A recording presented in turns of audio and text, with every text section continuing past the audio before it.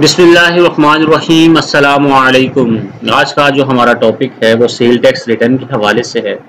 इससे पहले हम दो लेक्चर इसके ऊपर देख चुके हैं। हमने सेल टैक्स की पूरी समरी, जो मेन समरी पेज होता है फेडरल का, वो हमने एक्सेल पे बनाया था। उसका मकसद ये था कि हम क्रॉस स्टडी कर सकें उसको, कि मंथली रिकन्सिलेशन हो सके आमने सामने के फेडरल का जो मेन पेज है वो कैलकुलेशन उसकी सही है कि नहीं। और दूसरा पर्पस ये था कि ऑडिट के लिए हमें जो चीज़ें वैसी रिक्वायर्ड होती हैं तो मंथली बेस पे उसकी एक रिकन्सिलेशन हो जाती है। और उसकी एक वजह और भी है कि जैसे अभी एसआरबी के अंदर एक मसला आया था कि फिक्स एसेट के अंदर ऑटो वैल्यू शो करना शुरू हो गई थी। हमने कोई फिक्स एसेट ख़रीदा नहीं था, तो कभी कभी ऐसा होता है कि फेडरल के अंदर भी कुछ वैल्यूज़ कभी कभी आ जाती हैं और उसमें हम एफबीआर को सिर्फ ईमेल कर देते हैं कि हमने कोई इस तरह की चीज़ है नहीं है और हमारी यानी कि ना एनएक्सिस के अंदर ये वैल्यू शो हो रही है। तो एक पर्पस ये भी है कि सामने आमने सामने किसी पैरेलल कोई चीज़ को कॉन्ट्रा करने के लिए शीट भी है। तो हमने पूरी उस शीट को एक्सेल पे बनाया था और आज हम प्रैक्टिकल एग्जाम्पल की तरफ जा रहे हैं। तो चलें स्टार्ट करते हैं। ये आपके सामने देखें, यही हमने पूरी फॉर्मेटिंग की थी उस टाइम पिछले दो लेक्चर्स के अंदर। आज हम इसको प्रैक्टिकल एग्जांपल्स के साथ लेके जाएंगे, लेकिन हम जो इसमें डिस्कस करेंगे फिल वक्त, हम सिर्फ दो पोर्शन डिस्कस करने जा रहे हैं। एक टोटल आउटपुट और टोटल इनपुट, यानी कि सेल और परचेज को डिस्कस करेंगे। हम एनेक्जर एफ को भी डिस्कस नहीं करेंगे क्योंकि एनेक्जर एफ को हम सेपरेटली इसके बाद यानी कि डिस्कस करेंगे।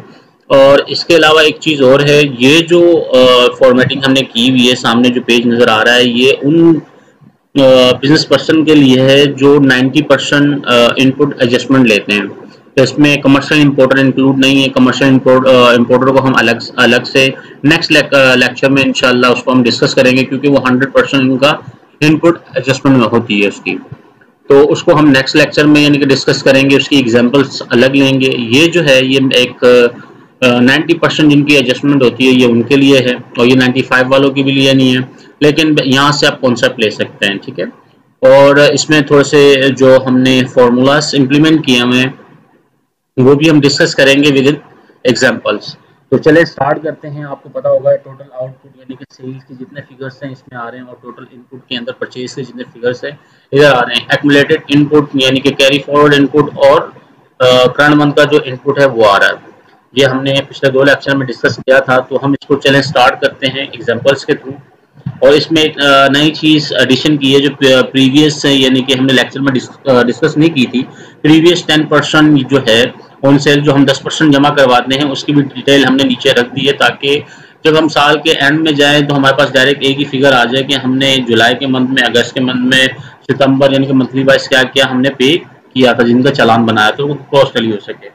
तो ऑडिट के लिए भी डायरेक्ट जब हम फाइनेंशियल बनाएंगे तो इसी रिपोर्ट के सहारे, ये तो एक समरी है, समरी के साथ आप इसके हर महीने के साथ इसकी cell purchase, debit note, credit note की जो भी एंट्रीज हैं, रिटर्न की एंट्रीज हैं, वो साथ इस एक ही पेज के अंदर रख सकते हैं। जस्ट सिंपल है, तो इसको कनेक्ट कर सकते हैं इसकी दूसरी शीट के साथ और जब आप साल के एंड में चलाएं तो आपके सामने समरी होगी, एक फाइनलाइज रिपोर्ट साल के एंड में खुद ही आपकी बन जाएगी। तो चले हम ये स्टार्ट करते हैं पहली एग्जांपल को, और हम सिर्फ जो है इनपुट और आउटपुट को देखने जा रहे हैं। देखिए सबसे पहले जो पहली एग्जांपल है, कहता है कि input tax greater than to the output tax, ठीक है। कंडीशन सामने दिखाई हुई है कि अगर जो है परचेज ज्यादा हो सेल से तो क्या कंडीशन लगेगी। देखें एफ कहता है इफ J22 क्या है, J22 का एक्यूमुलेटेड इनपुट है और मैंने अभी आपको दिखाया था कि इनपुट करंट मंथ का इनपुट और कैरी फॉरवर्ड का इनपुट को प्लस करके कि इस कॉलम, इस यानी कि कॉलम के अंदर है J22 के, और ग्रेटर देन किया है E12। E12 क्या है, ये E है और ये E12 जो है ये इस पे आ रहा है अपना टोटल आउटपुट टैक्स पे आ रहा है, आउटपुट सेल के टैक्स है, इस टैक्स पे आ रहा है टोटल E12, ठीक है। ये कह रहा है कि इनपुट अगर ज्यादा हो E12 से यानी कि सेल से तो E12 पे 10% इंप्लीमेंट कर दीजिएगा। पहली कंडीशन मीट हो गई। तो पहली कंडीशन क्या है हम देख लेते हैं कि फर्ज करें कि जैसे यहाँ पे हमने लिखा हुआ है कि 1.5 लाख रुपए की परचेज है और 1 लाख रुपए की सेल है। तो आउटपुट पे 10% इंप्लीमेंट कर दें, 90% की एडजस्टमेंट मिल जाएगी हमें। तो मैं कहता हूं डेटाक, ठीक है, और इसको हम कर लेते हैं ओपन यहां से, और मैं ये कहता हूं सेल 1 लाख की। हम सिर्फ सेल परचेज जस्ट सिंपल चीजें करने जा रहे हैं और इसको हम प्रैक्टिकली चीजें बढ़ाते जाएंगे ताकि आपका कॉन्सेप्ट बिल्कुल क्लियर हो जाए। ये देखें क्या किया, आउटपुट ज्यादा है इनपुट से, सॉरी इनपुट ज्यादा है आउटपुट से। इनपुट 1.5 लाख का है, आउटपुट 1 लाख का है, तो क्या वैल्यू आई, तो क्या कंडीशन थी कि जब भी आउटपुट इनपुट ज्यादा होगा आउटपुट से, तो 10% इंप्लीमेंट किस पे हो जाएगा, E22 के ऊपर। ठीक है, E22 क्या है, ये देखिए किस पे कंडीशंस लगी हुई है, इफ की, और हमने पहली कंडीशन को डिस्कस किया, इफ ग्रेटर देन E12 पहली कंडीशन होगी। ठीक है, मीट कर दी हमने पहली कंडीशन। ये आपके पास 1700 रुपये आ गए, और हम डायरेक्ट अगर इसके ऊपर ये कर दें तो 1700 ही आ रहा है। ठीक है, और हम ये करें कि एडजस्टमेंट कितनी मिलेगी आपको, अगर रिटर्न पे देखेंगे तो आपको इसकी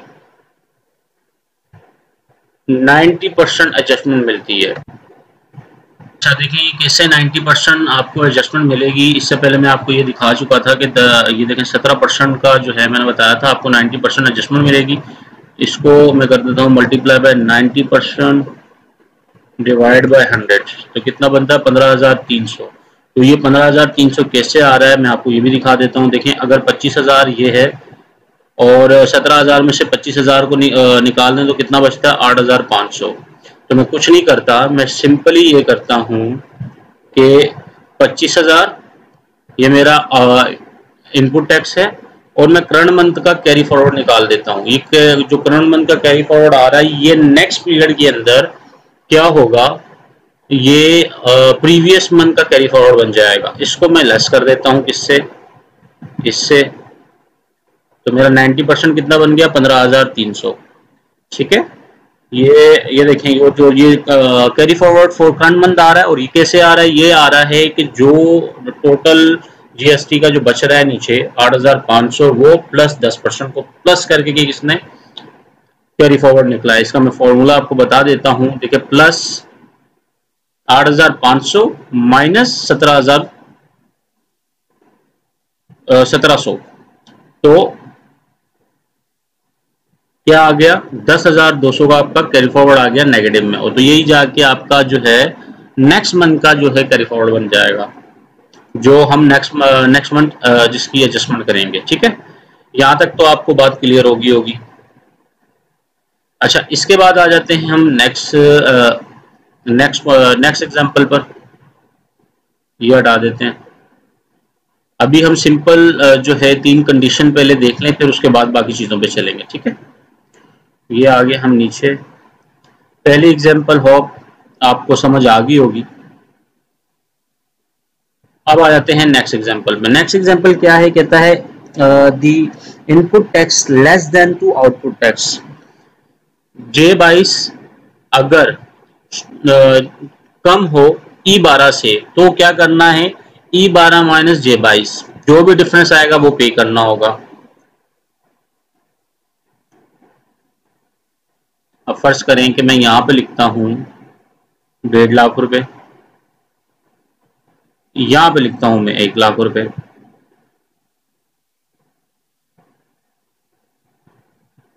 तो जो भी होगा वो मुझे पे करना होगा। कंडीशन समझ गए आप कि J22 क्या था, J22 है ये J22 है, 17,000 का मेरा इनपुट था, यानी कि जो मेरे को मैंने जो परचेजिंग की थी वो 17,000 की थी, और जो मैंने सेल आउट किया है वो 25,500 का है, तो दोनों का जो डिफरेंस होगा मुझे डिपार्टमेंट को पे करना होगा। सिंपल सी कंडीशन है। सेकंड, ये देखें मैं इधर भी दिखा देता हूं, ये पहली कंडीशन थी ग्रेटर देन की, ये लेस की कंडीशन है, तो माइनस E12 से minus J22।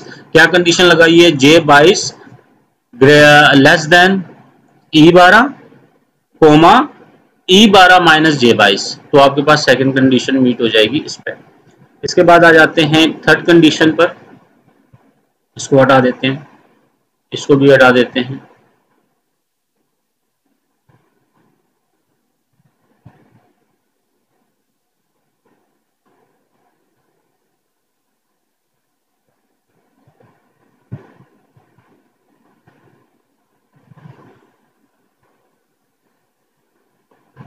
Input less than to output, ठीक है, आउटपुट माइनस इनपुट, ये इसका फॉर्मूला है इफ का, सेकंड कंडीशन लग रही है। अच्छा, इसके बाद आ जाते हैं थर्ड एग्जांपल पर।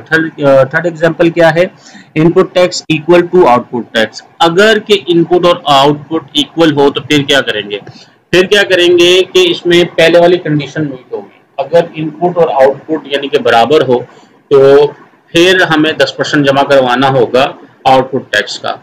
तो मैं फर्ज करता हूँ, यहाँ पे लिखता हूँ कि 1.5 लाख का मैंने माल बेचा और 1.5 लाख का ही मैंने माल खरीदा था। ये मैंने 1.5 लाख का माल खरीदा और 1.5 लाख का बेचा था मैंने। सॉरी, फॉर्मूला हट गया।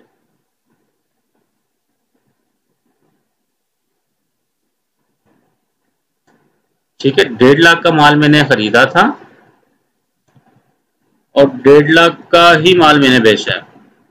तो क्या आ गई, ये कंडीशन लग गई 2550, डायरेक्ट 10% इस पे लग गया और यही जो है मेरा कैरी फॉरवर्ड नेक्स्ट मंथ का बन जाएगा, यही 2500। क्योंकि देखिए अगर मेरे को 100% एडजस्टमेंट मिल रही होती तो ये 25,500 से 25,500 माइनस हो जाता, तो डायरेक्ट जो है मेरा 0% टैक्स रेट होता। लेकिन 90% की एडजस्टमेंट है तो मुझे 90% एडजस्टमेंट मिली और बाकी जो है वो मुझे पे करना पड़ा।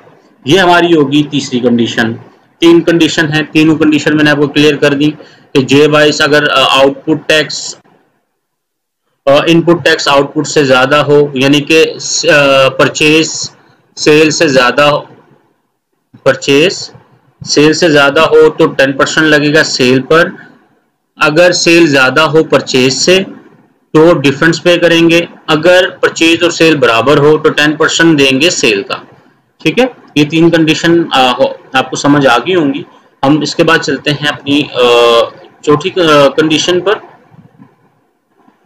ये देखें, ये फॉर्मूला यही अप्लाई किया हुआ है, बाकी अब हम कैरी फॉरवर्ड के साथ देख लेते हैं ताकि कंफ्यूजन ही ना हो। ये हम स्टेप बाय स्टेप लेके चल रहे हैं। डेटा जब ज्यादा हो जाता है तो उसमें कंफ्यूजन होता है। देखिए सिंगल एंट्री पे तो सारी चीजें बड़ी आसानी से चल रही होती हैं, जब डेटा थोड़ा ज्यादा होना शुरू होता है तो कॉम्प्लिकेशन बढ़ना शुरू हो जाती हैं। अब देखें केस 4 में क्या है, sale output tax purchase input tax carry forward previous month. सही है, तो क्या करते हैं, मैं प्रीवियस मंथ के अंदर 8,500 लिख दूंगा।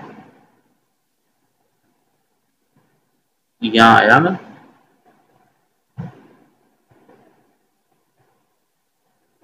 ये यहां पे आके मैं नेगेटिव में 8,500 लिख देता हूं।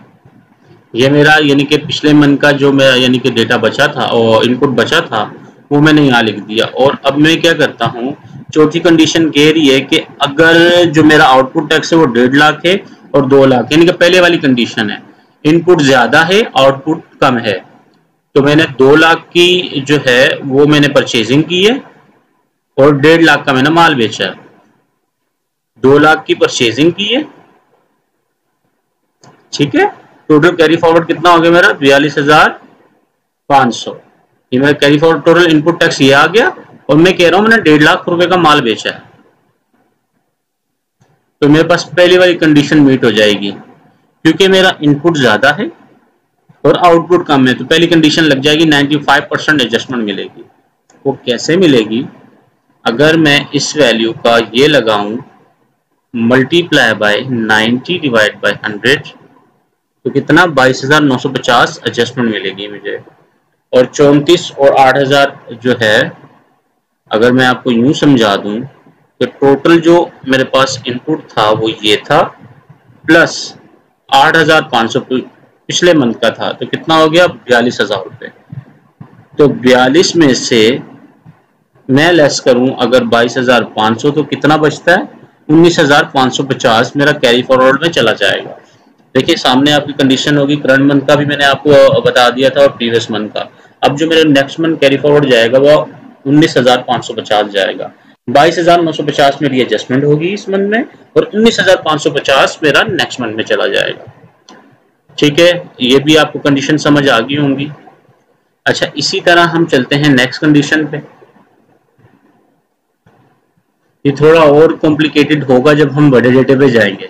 ठीक है, अच्छा, इसके बाद हम आ जाते हैं, इसको भी हम क्या कहते हैं, एग्जाम्पल नंबर 4 को भी हम क्लोज कर देते हैं और एग्जाम्पल नंबर 5 पे आते हैं। 5 में मैं क्या कह रहा हूँ कि कैरी फॉरवर्ड है मेरे पास 8,500 और सिर्फ सेल की है मैंने, तो क्या कंडीशन होगी? अब देखिए, मैंने परचेज की नहीं है, मेरे पास जो पुराना माल था सिर्फ मैंने वो बेचा, 8,500 था मेरे पास और मैंने सिर्फ सेल आउट कर दी 1.5 लाख रुपए की।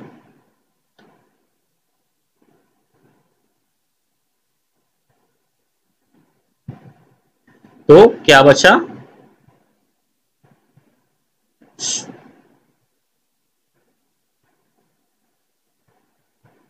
17,000 मुझे पे करना था।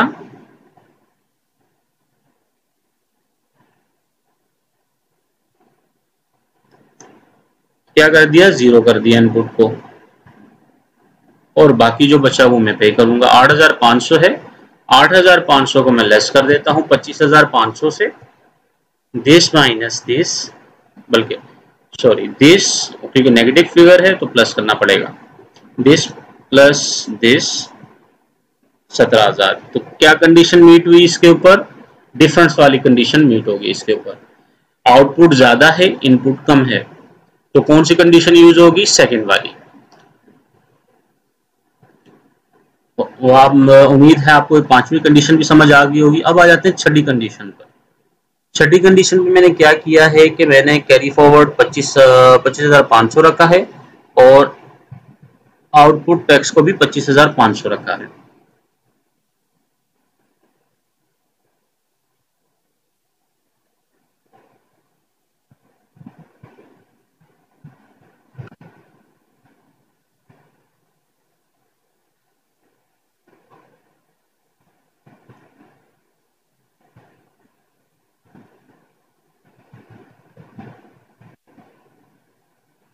अब क्या आया? अब पहले वाली कंडीशन इंप्लीमेंट हो गई इसके ऊपर। 90% एडजस्टमेंट मिली। अब 90% कैसे मिलेगी आप इसको भी देख लें। ये है मल्टीप्लाई बाय 90 डिवाइड बाय 100, 22,950 बनता है और मेरे पास अवेलेबल कितना था कैरी फॉरवर्ड? 25,500। दोनों का अगर मैं डिफरेंस ले लूं,